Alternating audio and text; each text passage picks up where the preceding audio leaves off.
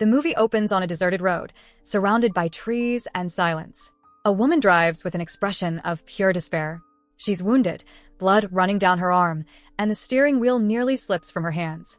On the passenger's seat lies a gun. In the back, a heavy backpack barely stays in place. It's stuffed with money. This much is clear right away. The fear on her face isn't about being lost in the night. It's the fear of someone running from something, or someone far worse. Suddenly, a tire bursts. It wasn't a driving mistake. It even feels planned. With no other option, she grabs the gun and the backpack and stumbles alone down the road. She's barely able to keep herself from falling, but doesn't stop. Nearby, another story unfolds. Four friends, John, Paul, Leonard, and Travis, are driving to a secluded cabin in the woods for a weekend of hunting and relaxing.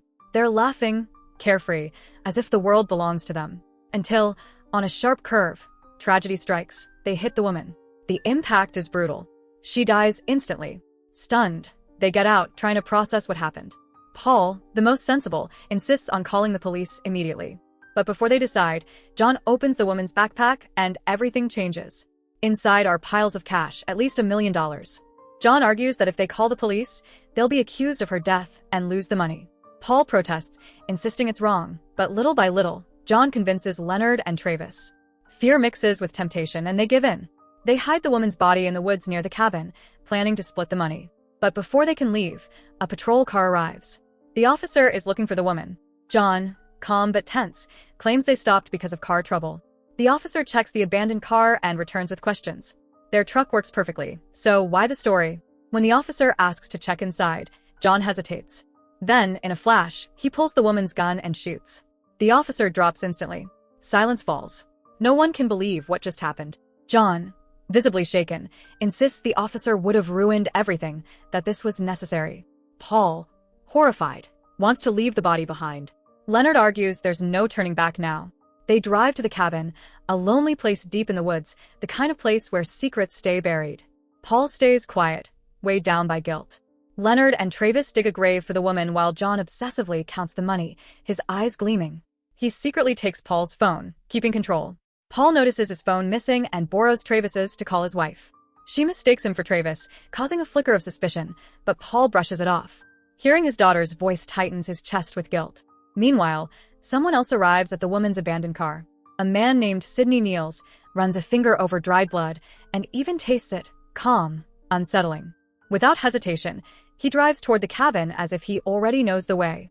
When the friends see him approaching, John draws his gun, demanding answers. Sidney smiles, introduces himself, and says he only wants the bag. If they hand it over, no one gets hurt. The friends exchange nervous glances. How does he know about the bag?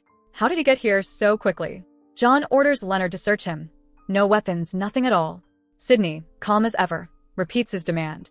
He knows details about each of them. Names, secrets no stranger should know. His composure, even with a gun pointed at him, rattles them. Suddenly, branches snap in the woods. Thinking Sidney has backup, Paul and Leonard investigate. They find a hunting trap and a terrified man nearby. They bring him back. John accuses him of being Sidney's accomplice. The man swears he's innocent, just a local with a wife and daughter. John doesn't believe him. He orders Leonard to kill the man, forcing him at gunpoint. Leonard hesitates but pulls the trigger. The guilt crushes him instantly. Sidney watches calmly. "You killed an innocent man," he says coldly. "You liked it. This wasn't your first time, was it?" John says nothing. The tension spikes when Travis suggests giving Sidney some money to end it. John refuses. Sidney, unfazed, demands the entire bag or nothing. Then he drops a bombshell. "Why don't you tell your friends what really happened in California?" John freezes. Paul demands answers. Finally, John confesses. Years ago, on a work trip, he had an affair with a woman. When she threatened to expose him unless he paid her, he panicked and killed her, then dismembered her body to hide the crime. The group is horrified. Their friendship shatters instantly. Leonard, already guilt-ridden, snaps. He points a gun at John, screaming that he killed an innocent man because of him. John coldly replies that Leonard did it by choice. The words break Leonard completely. Chaos erupts. Travis knocks John unconscious, ending the standoff for now. Later, John woke up tied up in the basement. Beside him was Sidney, looking as if he belonged to the place. Upstairs, Paul and Treves argued about what to do with the cursed bag of money. Paul suggested hiding it in the woods until they could find a way out. Ever since that money appeared, everything had gone downhill. Friendship, trust, peace of mind. all shattered. In the basement, Sydney started planting doubts in John's mind.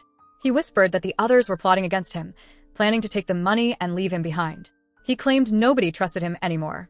John listened silently, his anger burning. He stormed upstairs, ready to settle everything his way. But he didn't get the chance. Leonard pulled the trigger before John could speak, and John collapsed to the floor. Believing he'd ended it all, Leonard, in tears, went down to the basement and broke down like a child. Sydney coldly reminded him that he'd spent weeks saying he didn't want innocent blood on his hands. Yet here he was, killing a friend. No amount of tears, Sydney said, could wash away that kind of guilt.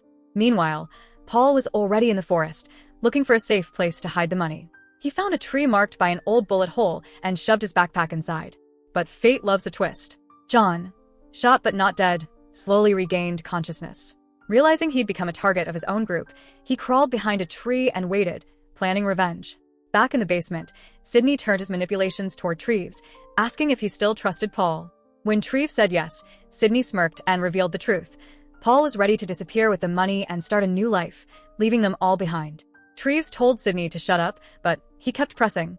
"Give me my money," Sydney said calmly, "and no one else has to die." Neither Treves nor Leonard had figured out who Sydney really was, and that ignorance would cost them dearly. Paul eventually returned to the cabin, only to find John waiting with a gun pointed at him. John demanded to know where the money was hidden, promising the next shot wouldn't miss. Defeated, Paul agreed. As they walked, Paul cleverly led John through a path filled with bear traps. Suddenly, snap, a trap clamped down on John's leg. Screaming in pain, he dropped his weapon. Paul, cold as ice, picked it up and walked away without looking back. Back at the cabin, Paul told Leonard and Treves what happened. Leonard, torn by guilt, insisted they couldn't leave John behind. He was still their friend. Sydney, calm as ever, reminded them they still had a choice: give him the money and walk away alive. But Treves had reached his breaking point. He raised his gun. Sydney smirked, saying, "I know who you are, Treves. I know your lies, and I know about the stabs you gave your own friends." Before he could say another word, Treves shot him straight in the forehead. Just then, a strange, piercing noise filled the cabin. Everyone clutched their heads in pain. Believing Sydney was finally dead, they decided to leave, though guilt kept pulling them back toward John. But John had already escaped the trap and was silently following them. Along the way, he found Paul's gun on the ground and picked it up. Near the tree where the money was hidden, Paul confronted Treves, asking if he was the real father of his daughter. Treves hesitated, then admitted it was true. Furious, Paul pointed his gun at Treves, but held back. Instead, he demanded they split the money and go their separate ways forever. Far away, Sydney opened his eyes as if nothing had happened. The bullet wound was gone. He wasn't human, and he wasn't done. At the tree, tensions exploded again. John shot Treves after a brief standoff. Treves froze. Paul hid nearby, waiting for his chance. Leonard tried reasoning with John, saying they were still friends and didn't need more bloodshed. He dropped his weapon and approached with the money, hoping to calm him down. But when Leonard saw Sydney standing behind John, pale with fear, he froze. John misunderstood the reaction and fired again. Leonard fell dead. Now only John and Paul remained. Sydney, unfazed, dragged Leonard's body to a tree and calmly collected his blood in a syringe, revealing the truth. He was a vampire. He mocked the men, saying they were like dogs fighting over scraps. At that moment, Paul saw his chance. He shot John. John, thinking Paul was dead, relaxed. But Paul, badly wounded, wasn't done yet. As John reached for the money, Paul fired again, killing him, or at least leaving him too injured to escape.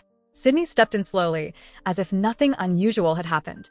He knelt beside Paul and offered his own blood, promising immortality as a reward for survival. He mocked humanity's greed, saying people would betray anyone for money. Why not give one of them a second chance? Paul drank. Sydney, carrying the money, vanished into the night. By sunrise, he left the full briefcase in the car of a mysterious woman we'd seen before. She arrived minutes later, picked it up without hesitation, and prepared to start the cycle again. On the roadside, two strangers spotted the abandoned bag, their eyes gleaming with greed.